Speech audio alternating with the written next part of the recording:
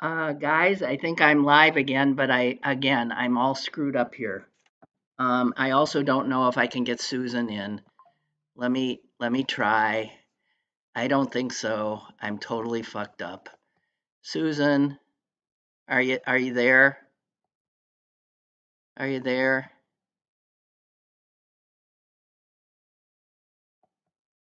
Hello?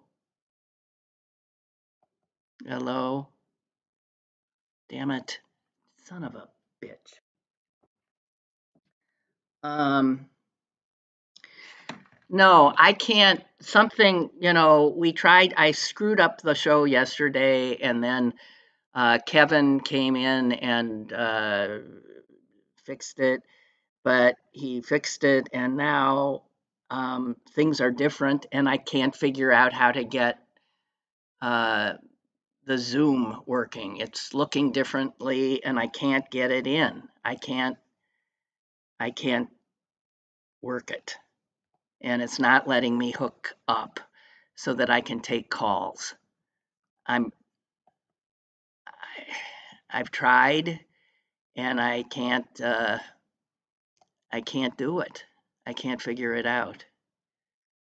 Susan, one more time. Hello? Hello? No. Okay, this is a disaster. Um, Suze, I'm sorry. I don't know. I uh, I don't think I can get you on. I don't even know if I'm on. Son of Okay. Um, guys, I'm going to go away. I hate technology. I hate it. I hate it. I hate it. I thank you, Margaret. I'm being told I'm being heard. I've fucked everything up here. Okay, again, Suze. I'm sorry. It's um, it's I can't get you in. I don't know what's going on. As for the rest of you, I see you. I see the chat is at least alive. I am so sorry. Uh, and Kevin's now texting in. Kevin, I don't know. The Zoom looked different. I couldn't get it on, and then it wouldn't connect. I'm talking to Kevin now. It wouldn't connect. So, whatever. Here we are. And then the screen got all fucked up, and I couldn't find the intro music again. Christ. Okay. So, guys, I'm sorry. Susan, I'm sorry. I'm sorry to everybody. I guess it's just me and you. And that's what it's going to be. God damn it. Oh, I was so sure that everything was okay. All right. So I'm here. I'll stop squawking. Um, Kevin, somebody saying call Kevin. Well, Kevin, if Kevin is doing what he usually does, he's on his way to work at City Paper. He's in his car. He's on Route 28. He very well may uh, peel off, and I don't. Kevin, don't. Because it's just whatever. I don't know. Uh, I'm sure he's annoyed.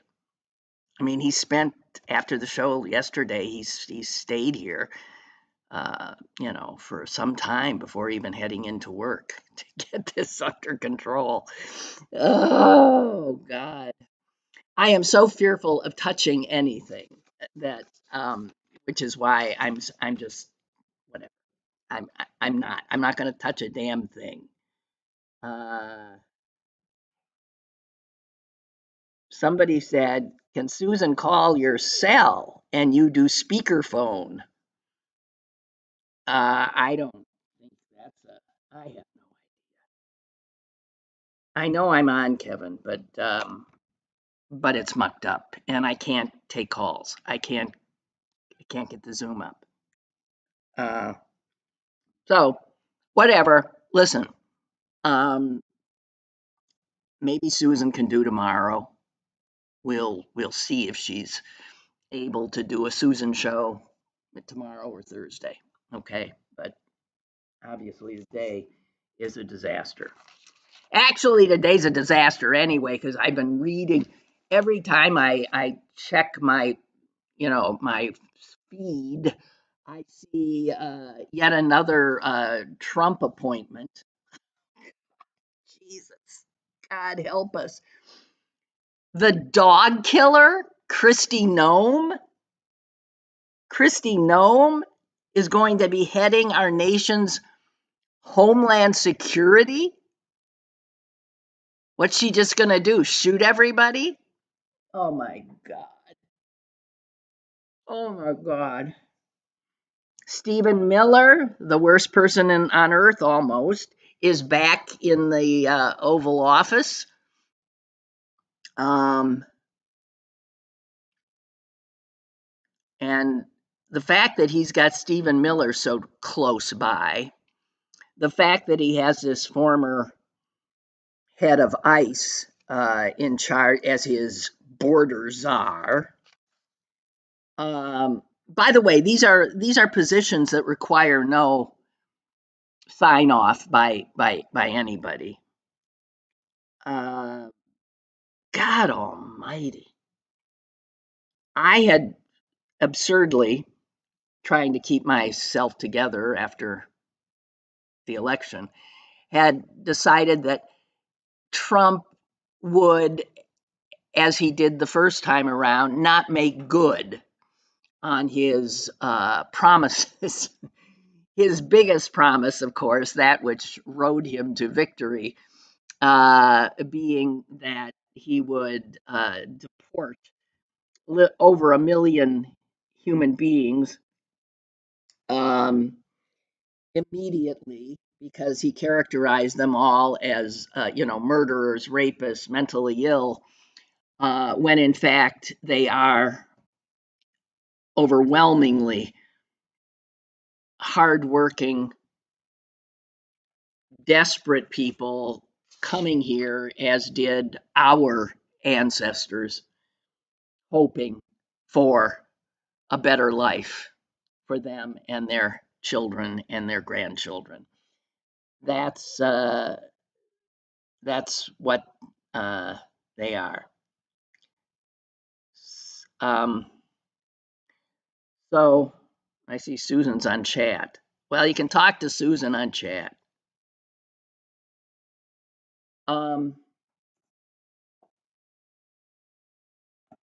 Kevin says he'll stop by this afternoon. Oh, Kevin! What he doesn't know is I'm doing this on purpose so I can see him. Jesus H. That poor guy's got more to do than you can imagine. Pittsburgh City paper would fall down in a million pieces without him. He holds it together.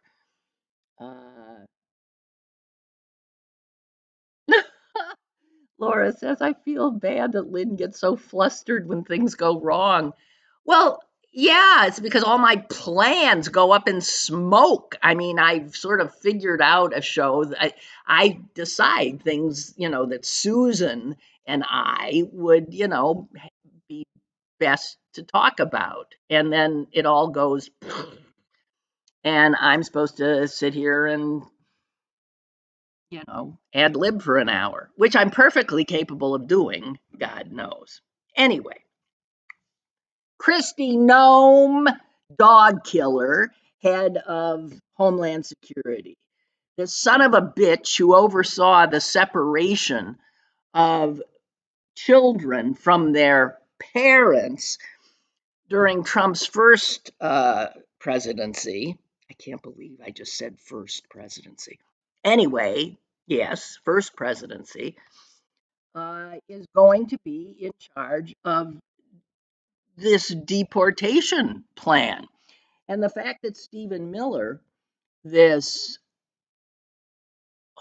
I, I don't even see him as another human being, this guy who's so uh, hates anybody who's not, I don't know what. But he doesn't like brown people, and he doesn't like immigrants, and he's sitting right next to Trump, along with Elon Musk. Oh my God. This is, you know, here's what we know. Trump is unserious. Trump is in this for his own advantage. Trump is an agent of chaos because it serves his purposes. It keeps the rest of us freaking out on a regular basis, chasing this horror and that horror while he quietly grifts. Um, wow. So yeah, I'm freaked out because these appointments he's making, Marco Rubio, I don't even understand how they work. I mean, Marco Rubio, as Secretary of State, I mean, Marco Rubio, as far as he was, but see, none of these people stand for anything. Marco Rubio is a very was, because I don't know what he is now. He's a Trumper, but he was a very hawkish Republican on defense.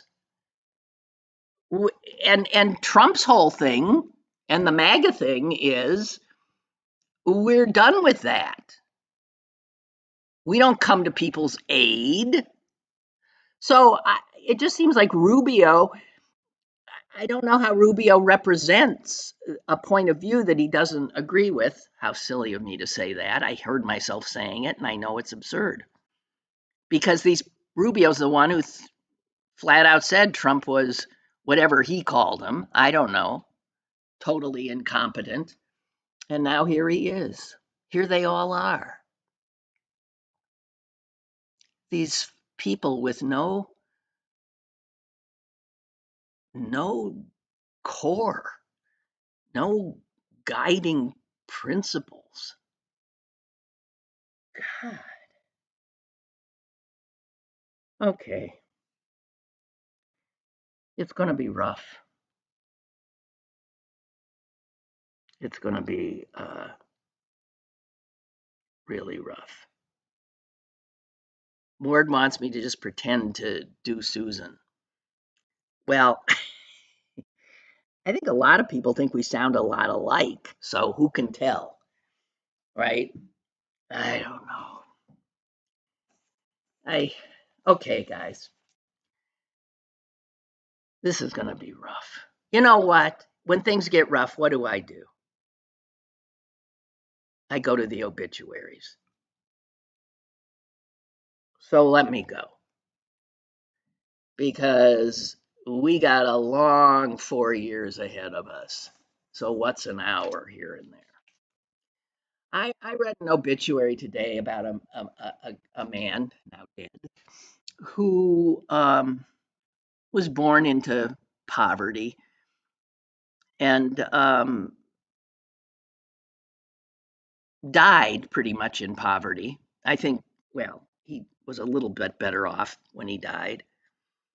But a guy who just worked his tail off all his life and ends up with this obit in the New York Times. And I mean, he wouldn't have had an obituary in the New York Times if somebody hadn't seen him laboring and found his labor astonishing and so filmed him, memorialized him while he was still alive, and put it all together into a little short documentary and said to the rest of the world, look at this man. Look at what he does.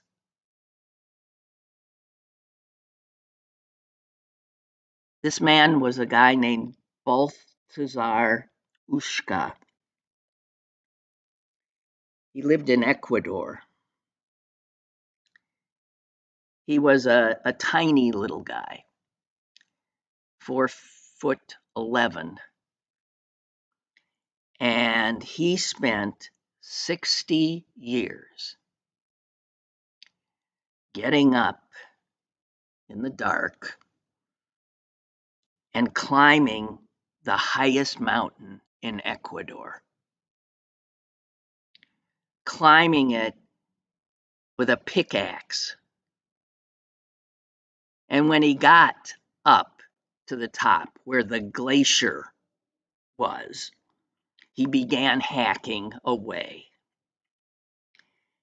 And he would hack off huge blocks of the glacier's ice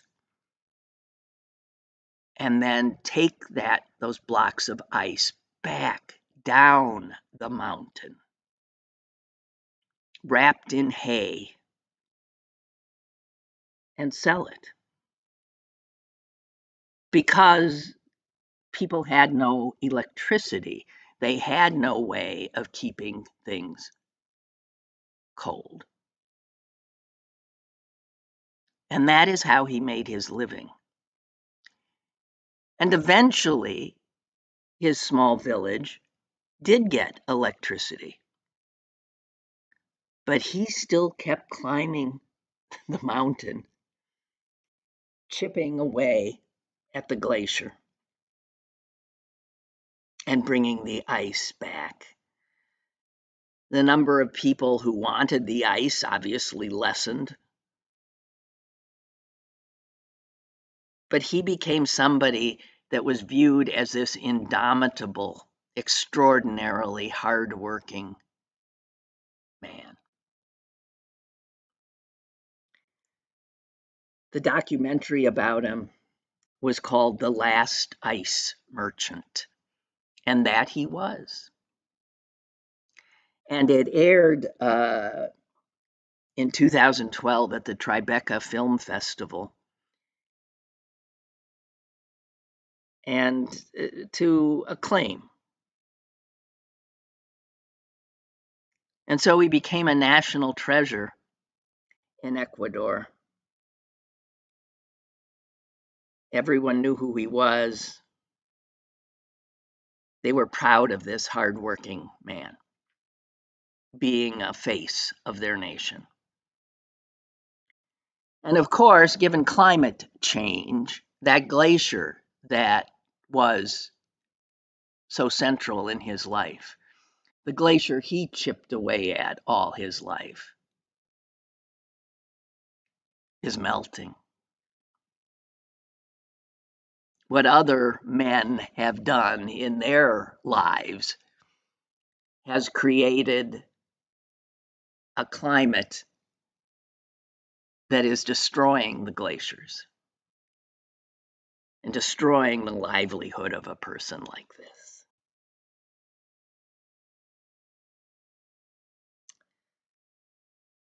So I never heard of him before, but how is that not an amazing? He lived to be 80 years old. A life of hard labor. Brings us back to where we started, a brown man from the Southern Hemisphere doing hard labor, willing to do hard labor, like so many of those that Trump and his people now intend to go hunting, rounding up, far from the marauders they are portrayed to be. Oh, it makes you cry.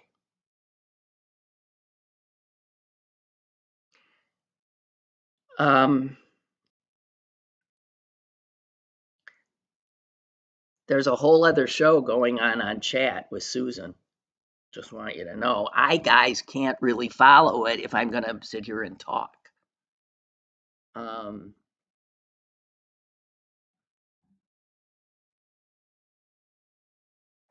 Uh, let's see if any of this is interesting to anybody else who's not on chat. Okay. Russ Belt says, I wonder if Trump isn't going to step down when he gets into office and let JD Couchfucker, in office. Susan says, that's what I thought Biden would do. My guess is no. Russ Belt, yeah, Biden was only supposed to run for one term, and if he had, we probably wouldn't be in this mess. Susan says, I think it's more than that. Sharon, I also thought that is what Biden would do. He can still do it. Well, what's the point of him stepping down now? What's the point of that? Let Kamala be president for 2 months?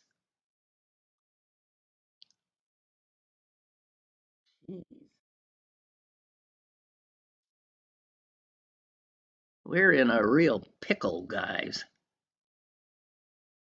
And you see, Chris Wallace has said, I'm out of CNN. And it shows his departure from CNN. So here's a guy who was at Fox, then goes to CNN. He's been there now for about 3 years, and now he's departing. And he says, and I'm sure it's true, the reason he's leaving is not anything against CNN, but he knows that's not where the action is. And the action is now on, heading out by yourself, is becoming an influencer, an independent content creator. You don't have any of the constraints of working in a big corporation like CNN. You do what you want, you're a known quantity, and you can make tons of money doing it because people will pay to see you. So that's what Wallace is going to do. He doesn't know quite what it is he's going to do, but he understands that, as he said, that's where the action seems to be. So the action is not on these old cable television, MSNBC, CNN. Guys, I know it's where we still go. It is not where young people go. It is not where the future lies. And the fact that it's just one of the problems that we have, that the Democratic Party has, is we don't have the kind of media ecosystem that the right wing has nurtured. We don't have it.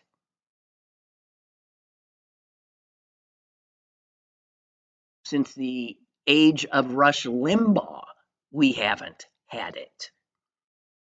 I mean, I can tell you, as one of the few liberal voices that were on talk radio, that format was not for the likes of us. Because the likes of us like to, we're pointy headed policy types. We like to talk about fixing things. Nobody wants to hear it. The right wingers spewed hate, derision, comedy. I mean, I wasn't laughing, but a lot of folks were. And here's another thing I've thought. Yeah, the future is where Chris Wallace is heading. It's out there. It's on your phone. It's on TikTok. It's on Instagram. That's where it is. And so many of those bigger platforms are controlled by the right. Elon Musk. Of the two billionaires, Elon is better positioned than Bezos, because Bezos is holding on to what? An old friggin' newspaper. Pah! And his rockets don't work as well. No, guys, we're heading into a reality that we better get to know better. And I know when you're sort of older, it's hard. But the way we engage the world is horse and buggy, truly horse and buggy. So I don't know. I don't know. We got a lot of work to do. You know, if I were to come away with one thing that the Democrats are just abysmal at, and I've said this for decades, and nothing has changed, and I still can't figure it out why we're so bad at it. It comes down to the word that is used is messaging. People like our product. They like that we want to help them. If you look at even these MAGA voters voting for the $15 a week, minimum wage, an hour, Jesus, $15 an hour minimum wage, voting for a woman's right to control her own body, all of that. Um, it's they like what we would do if they were to allow us to govern, but they're not hearing us.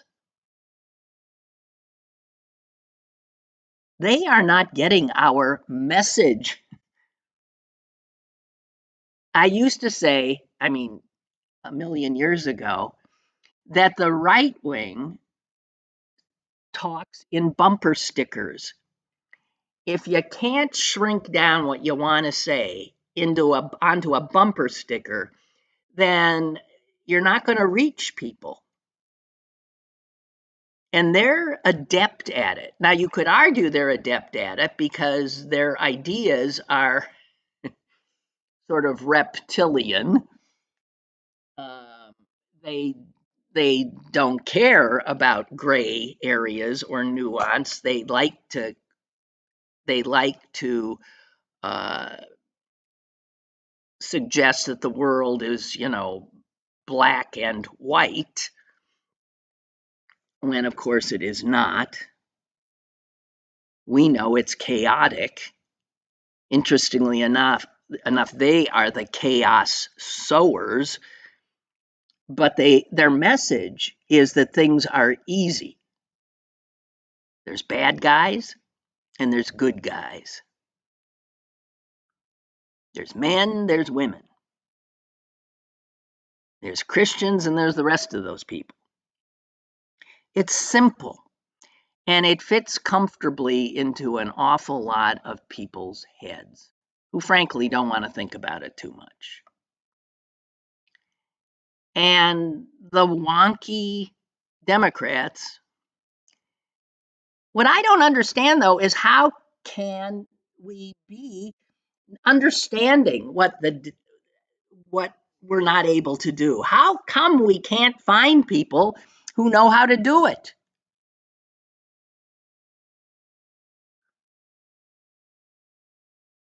This has been a problem for Democrats for decades. We're so bad at it that we let the other side literally change the name of our party, right? Little stuff like that. The Democrat Party. Little stuff like that. We know we're bad on messaging when it turns out most Americans think the Republican Party is the party that represents the working class. I know, makes your head explode.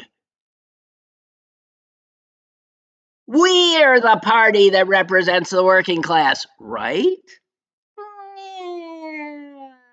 Not as much as we thought.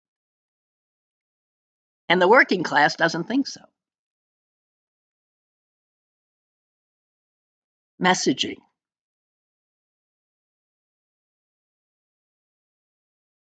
I don't know. And I do think the people who have said that while we're out with this identity stuff, placing people in boxes and groups, the identity shit, it's got to stop. We've got to go back to what our party was about, which is about for the little guy, white, blue, green, whatever they, however they present. And again, the illiberality of the left uh, is has been driving me crazy for years, as many of you know.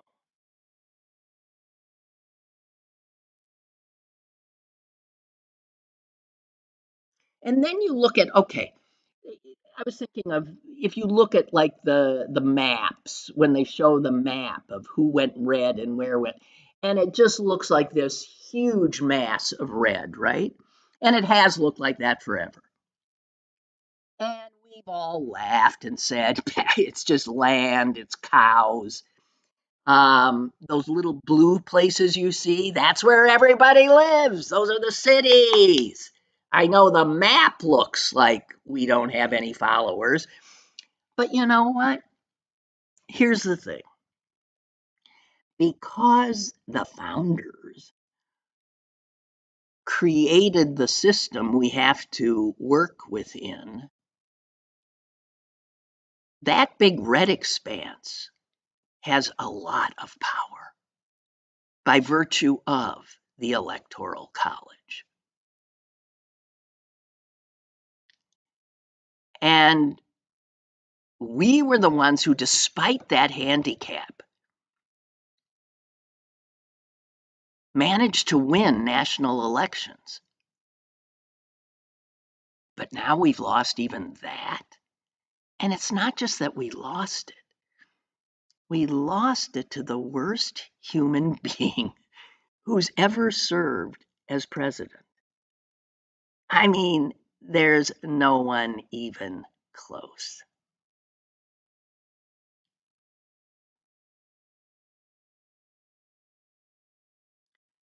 Lynn writes on chat, I'm tired of our side beating ourselves up.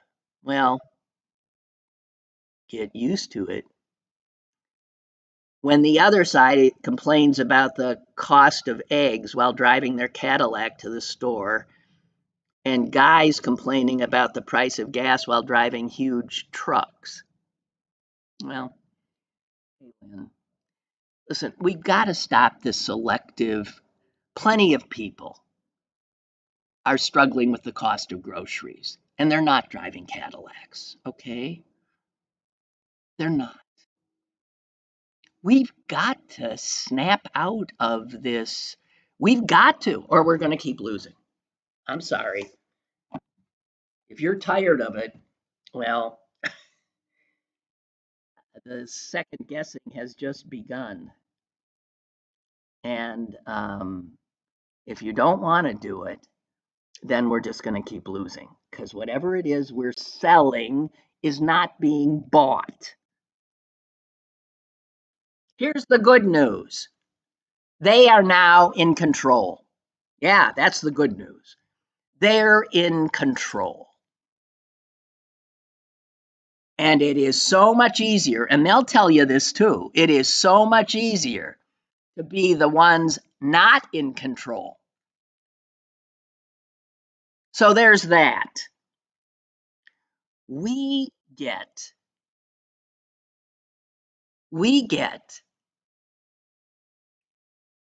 to sit here on the sidelines where we are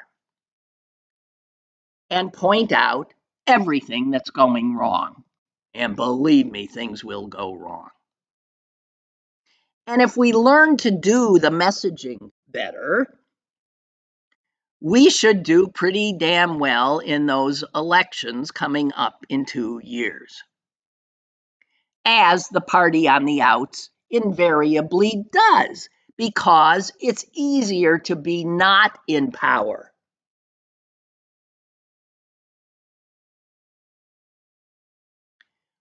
Everything that goes on now, the Republicans have to own. Of course, they won't. Of course, they'll still blame it on the Democrats. But voters almost always don't buy that, right? And I don't think they will.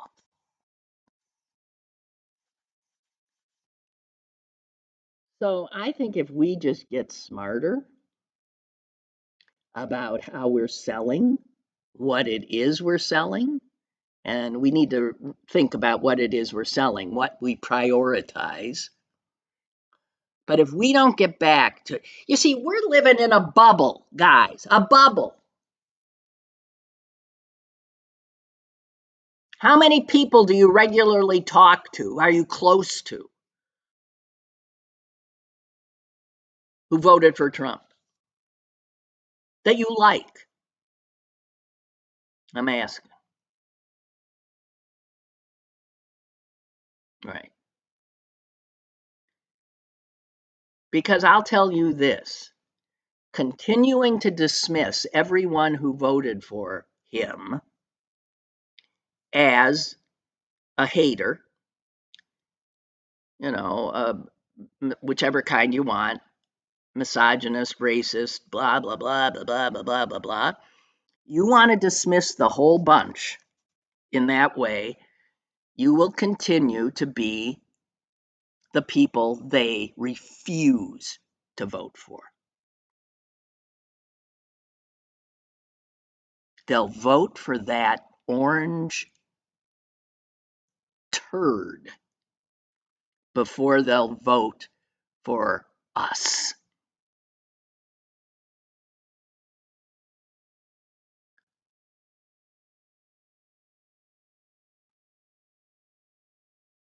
I understand it's just a week out, but guys, we've been humbled. And if you continue to refuse to acknowledge we've been humbled, and that means we've got to learn something from it, then we will continue to be humbled.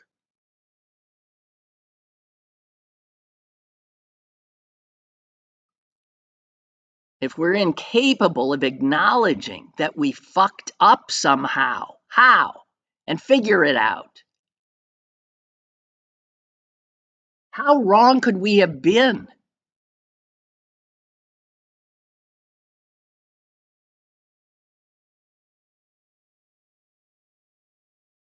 And I see people now parsing it. Oh, it wasn't that big a defeat.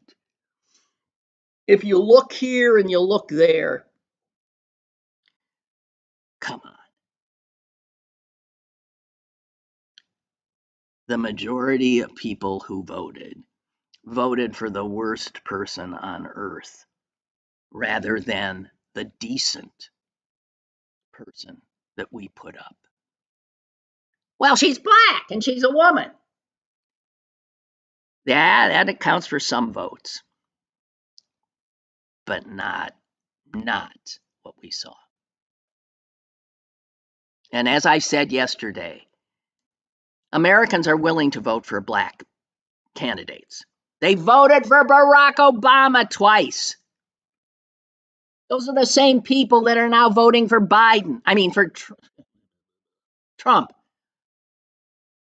So they're racist now?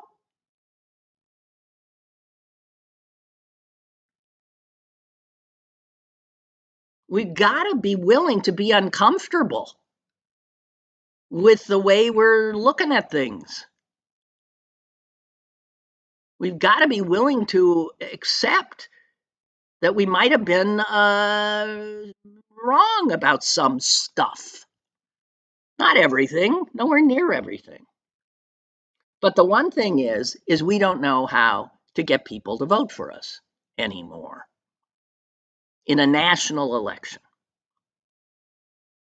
And I take comfort in the fact that, in states that went to Trump, Democrats still won. That didn't happen here in Pennsylvania.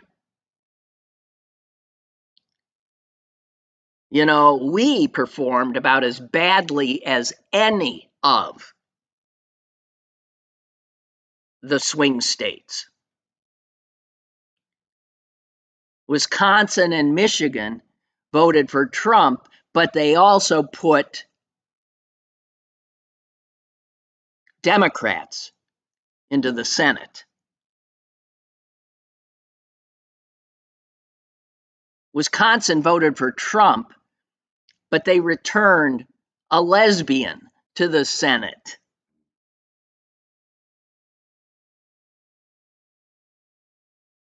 Arizona voted for Trump, but they put a brown man in the Senate.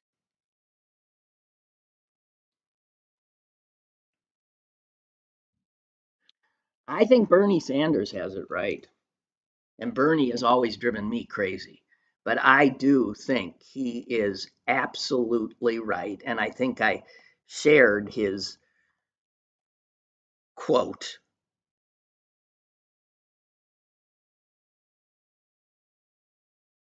It should come as no surprise that a Democratic Party, which has abandoned working class people, would find that the working class has abandoned them.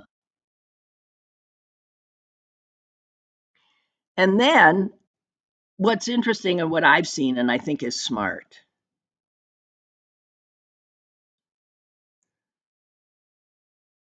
this idea that the Democratic leadership is supposed to figure out how to fix this is the wrong way to look at it.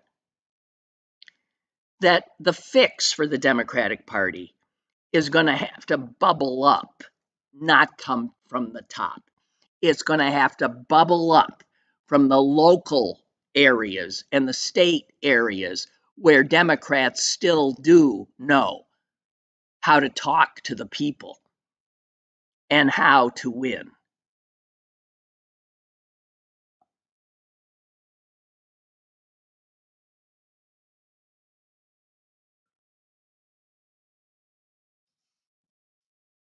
There's not going to be some, grand summit that will be held where it'll be figured out. It's going to be a slog. I think the woman who, I think she represents a district in Washington state, and it's a red district, but she's a Democrat. And she owns an auto repair shop. She is what the Democrats need to start looking more at. We got way too many lawyers. We could use more small business owners like her. We could use more, people who work with their hands like her representing us. And only when we start, I think, showing ourselves like that do we start coming back.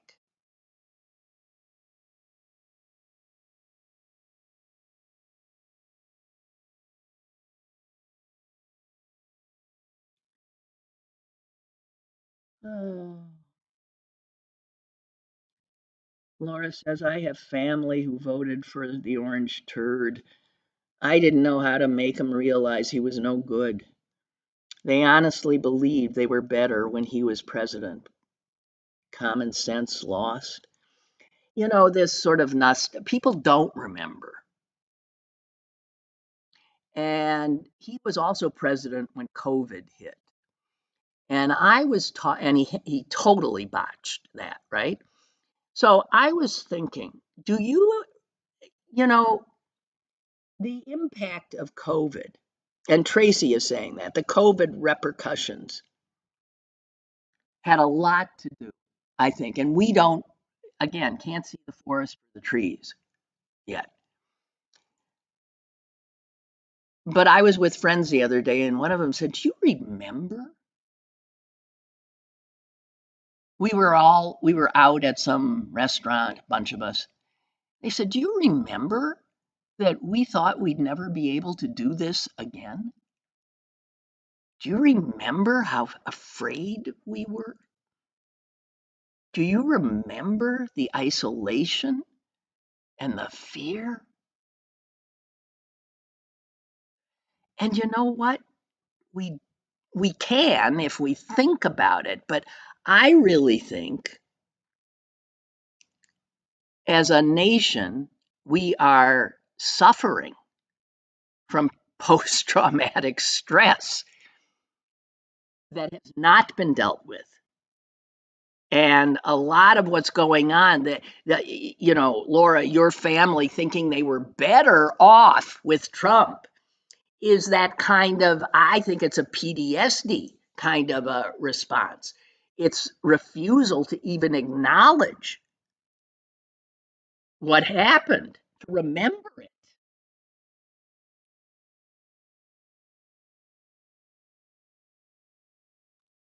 So I wouldn't discount that either. And that would not just be us, that would be the world. And if you look again at the fact that almost the voters all over the world have been throwing out whoever is in office because all they see, they're I think it's a traumatized population.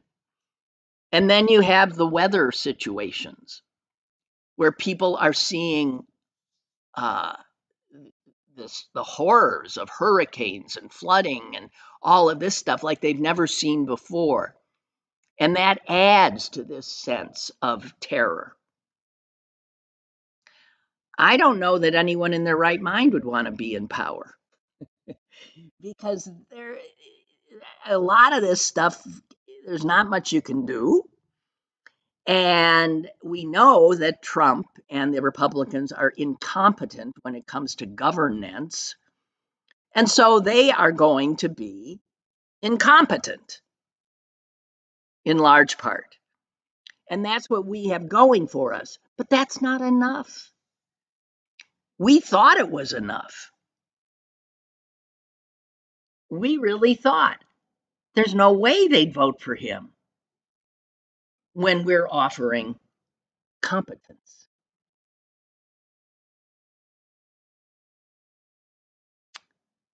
Well, Sharon's not having it.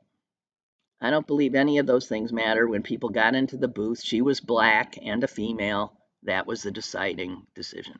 I, well, and you can't prove me wrong, but I don't know. I think it was too overwhelming defeat um, to be written off as racism and misogyny. Because, as I said, black didn't get in the way when with a Barack Obama. So there's that part that we take off.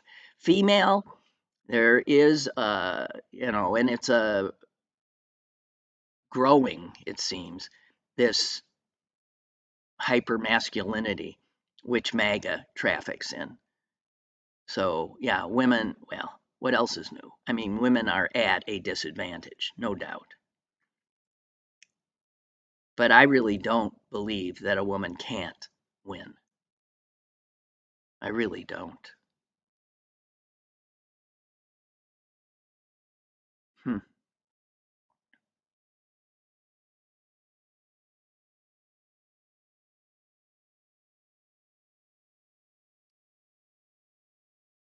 Um,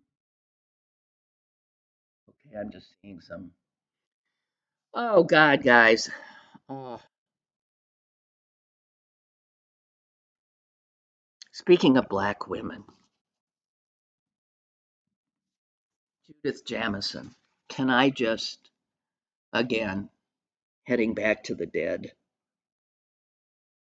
if you have never seen Judith Jamison dance, then please Google her now. Google Judith Jamison. She was the most extraordinary dancer. And for a woman, you know how she was this, she was taller than I am. I'm a tall woman. She was like, I guess, 5'10". She was, I mean, let me look at some. She died Saturday at 81. The dance critic in the Times says this: she was alive from every angle, a force of three-dimensional expression. In all of her dancing, there was her electrifying body, long and tall, the image of towering dignity. Her stature was imposing, but she was pliant too, a container of sensations, and she could move. And her moving moved the observer.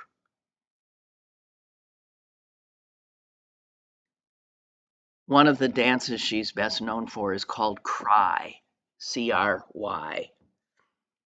Again, Google Judith Jamison and Cry. It is the most extraordinary thing. Just extraordinary thing. Yeah, Susan's saying, yeah, she was awesome. Susan saw her dance. I never saw her. Not in person. If you want to be reminded of true artistry, treat yourself. Google, go to videos, Judith Jamison. Just extraordinary. Okay, and now I want to talk about another strong woman. There's a documentary out about her right now. I recommend it, called Martha. It's about Martha Stewart. Now, I want to say this. I never watched Martha Stewart. I'm not into what she was selling. Um, what I knew of her, I didn't particularly react to. I had no sense of her. Didn't much like her for some reason. I couldn't figure it out. Anyway, I watched the documentary. Wow.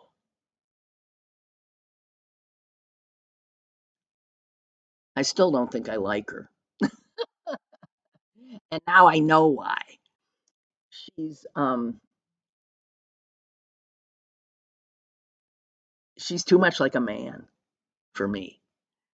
She is transactional, unemotional, ambitious as holy hell, is sure she's right, is hard on people, has no empathy that I could discern. All of those things. I don't like her, but I'm in awe of her. Her take no prisoners, take me or, I don't give a shit. Her reinvention. But there's something in the documentary that blew me away. Many things it did. It's on Netflix. I really recommend it highly. Um, Gigi's writing, you're too reasonable. What about what? I can't even imagine what you're thinking. I'm not reasonable. Maybe I am. Martha, as you know, went to prison. It destroyed her. I mean, it destroyed her empire. She was the first self made woman billionaire. She did it all on her own by virtue of herself. And she got taken down on an insider trading thing, which they could never really prove. I mean, what makes clear is how she was targeted. She was the only woman that got caught up in this insider trading scandal. And that's who they went after. And who was they? They, the federal prosecutor, was a guy named James Comey. You remember James Comey, the tall, handsome FBI head? James Comey, who stood up to Donald Trump? James Comey, who must have a real problem with strong women. Oh my God.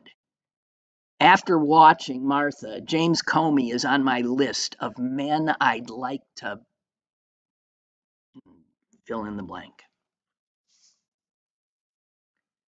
James Comey is the one who gave us Trump the first time around, because he, at the last second, dropped that crap about Hillary Clinton and her what? Her emails? Remember that? And everybody said this is never done. The Justice Department they never do this right on the eve of an election. James Comey did it. I don't know if she would have won without that, but it sure as hell didn't help. And then to see him go after Martha Stewart. Oh my.